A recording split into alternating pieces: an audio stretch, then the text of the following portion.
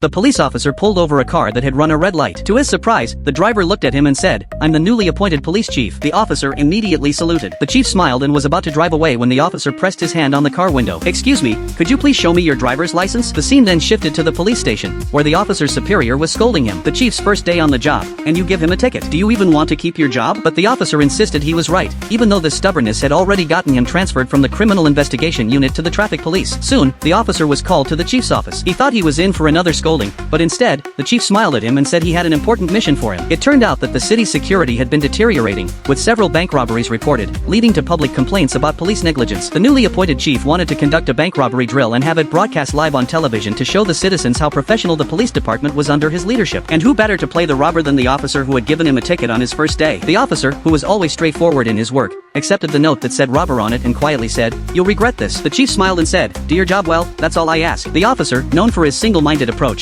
began his preparations. He borrowed tapes of crime movies and took diligent notes. He then went to the bank to scout the location, checking the surveillance and every detail. On the day of the drill, the other participants didn't take it seriously, treating it like a large-scale role-playing game. But soon, the fully armed robber walked into the bank. He opened his passbook, which read, "Do not panic, do not make a sound. Put all the 10,000 yuan bills in this bag." But the bank teller immediately pressed the alarm. The robber, undeterred, pulled out another passbook that said, "I knew you would do that. Now put the money in the bag right away." At that moment, an undercover officer who had been waiting nearby approached, pretending to conduct business. But the robber, with just a glance, saw the gun holstered at his waist.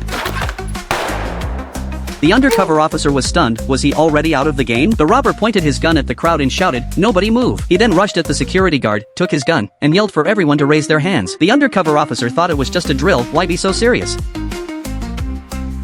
The robber glanced at his watch. It was 4:20. The police would arrive in 4 minutes and 20 seconds. He had to speed things up. Meanwhile, the chief happily ordered his team to set off and notified all the local TV stations. This was his moment to shine. He first called the robber, telling him to be more convincing and to hold on a bit longer because the TV crew hadn't arrived yet. But he warned that the SWAT team would be there in 30 minutes and not to get caught. What the chief didn't expect was that the robber was a very meticulous person. If he was told to be convincing, he would be extremely convincing. At that moment, another undercover officer in the bank stood up and noticed a bug. With so many hostages and only one robber, how could the robber tie them all up? The robber looked puzzled and said, "I didn't tie you up, you did it yourself." The undercover officer then realized that he had been the one doing all the tying, which explained the soreness in his shoulders. Meanwhile, outside the bank, the chief suddenly noticed that the bank's gate was slowly closing, and all the surveillance cameras were blocked by the robber. They had completely lost control of the situation inside the bank. The chief was stunned and quickly called the robber, saying it was just a drill and there was no need to be so convincing. But the robber replied, "A normal robber would do this," and then said he wouldn't answer any more calls. The chief was in a panic. He suddenly realized that the situation seemed to be slipping out of his control.